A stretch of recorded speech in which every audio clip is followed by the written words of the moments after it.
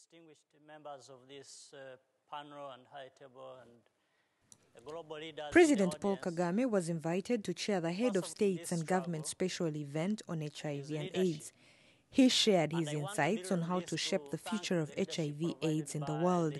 Speaking during the session, President Kagame said that leadership, innovation and ownership are key to ending HIV in the world.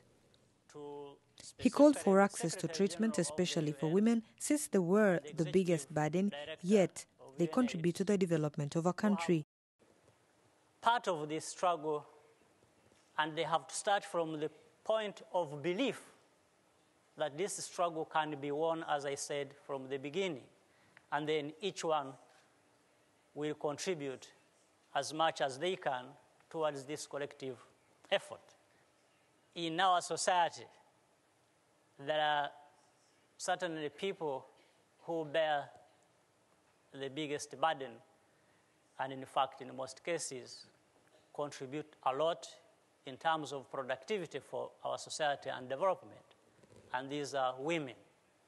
So women should not be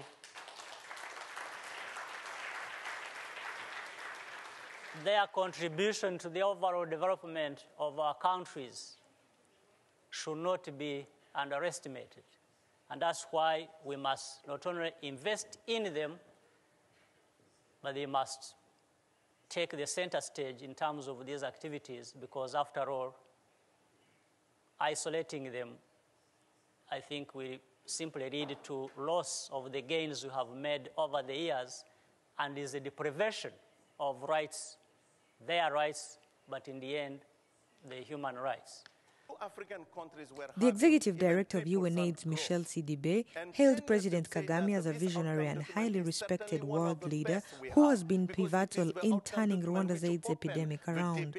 He said that his experience and leadership is instrumental in bringing AIDS out of isolation and greater country ownership.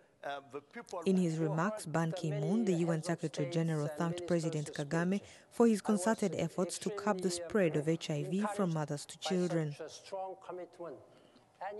He noted that Rwanda's national health insurance scheme has made healthcare and treatment for HIV-positive people accessible and cheaper.